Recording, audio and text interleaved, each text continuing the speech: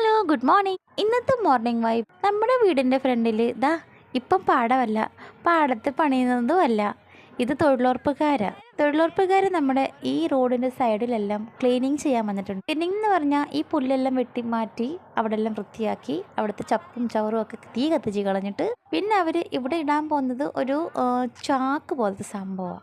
ഒരു ചകിരിയുടെ ചാക്ക് പോലത്തെ ഒരു സംഭവം നേരത്തെ അങ്ങ് നമ്മളൊക്കെ ഗാർഡനിൽ നമ്മൾ പുല്ല് കിളുക്കാതിരിക്കാൻ വേണ്ടി നമ്മൾ ഷീറ്റൊക്കെ വിരിക്കത്തില്ലേ, ടാർപ്പൊക്കെ, അതുപോലത്തെ സംഭവമാണ്. പക്ഷേ ഇത് പുല്ല് കിളുക്കാൻ വേണ്ടിയല്ല, വൃത്തിയായിട്ട് ഇരിക്കാൻ കൂടിയായിരിക്കും.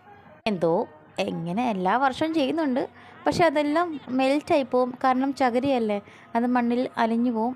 പിന്നെ അതിൻ്റെ കൂടത്തി പുല്ല് കിളുക്കും, നല്ല പോലെ പുല്ല് കിളുക്കും അതിൻ്റെ മുകളിൽ കൂടെ. കാരണം ചകിരിയല്ലേ, അപ്പോൾ നല്ല പോലെ വേരൊക്കെ ഓടിയും പെട്ടെന്ന് കിളുക്കും. അപ്പോൾ ദാ പെണ്ണുങ്ങൾക്ക് പണി കിട്ടട്ടെന്ന് വെച്ചായിരിക്കും സർക്കാർ പണി കൊടുക്കുന്നത്. എല്ലാവരും ദാ പണിയുന്നുണ്ട്, ഓരോ സെക്ഷൻ അങ്ങോട്ട് മാറി നിൽക്കാനൊക്കെ പറയുന്നുണ്ട്. നമ്മളെ മേറ്റാണ് അവിടെ നിൽക്കുന്നത്, പ്രശോഭ ചേച്ചി, നമ്മുടെ നഗരത്തിലെ മേറ്റാ പുള്ളി.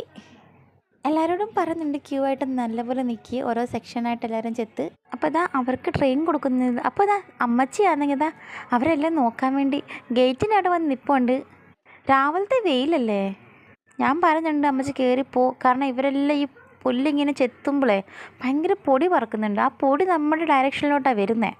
പക്ഷെ എന്നാ ചെയ്യാനാ, പഴയ കാലത്തെ ആൾക്കാരും അവരുടെ കൂട്ടുകാരും ഒക്കെ അതിനകത്ത് പണിയുന്നത്. അമ്മച്ചിക്ക് പ്രായമുണ്ട്, വയ്യായുണ്ട്, അമ്മച്ചിയൊന്നും പോകാറില്ല ഇപ്പം.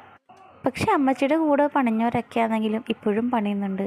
പിന്നെ വലിയ ഹാർഡൊന്നുമല്ല, കുറച്ച് പണി ചെയ്യുക, പിന്നെ അങ്ങോട്ട് റെസ്റ്റാണ്. അതന്നെ ഈ പറഞ്ഞിരിക്കുന്ന തൊഴിലുറപ്പം. പക്ഷെ ഞാൻ തൊഴിലുറപ്പല്ല, തൊഴിലുറക്കമെന്നാണ് പറയുന്നത്.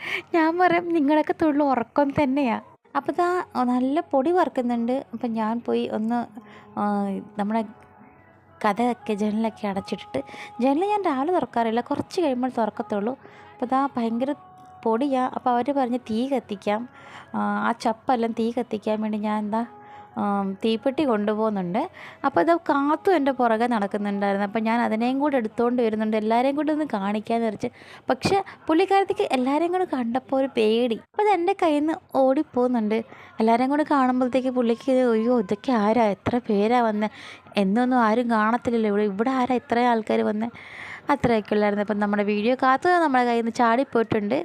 തീപ്പെട്ടി ഞാൻ കൊടുക്കുന്നുണ്ട്, ഏതായാലും പുക ഇങ്ങോട്ടേ വരത്തുള്ളൂന്നറിയാം. അപ്പോൾ രാവിലെ തന്നെ ഞാൻ പറഞ്ഞു പുകച്ചോ, കാരണം ഇനി വൈകിട്ട് ഒരു 4 മണി ഉച്ചയൊക്കെ ആകുമ്പോഴത്തേക്ക് നല്ല ചൂടല്ലേ, അപ്പോൾ ഈ പുകയും കൂടി സഹിക്കണ്ടേ നമുക്ക്. അപ്പോൾ അത്രയുള്ളായിരുന്നു വീഡിയോ വേറെ കൊണ്ടുവരാം. അപ്പോഴത്തേക്ക് താങ്ക് യു, ബൈ.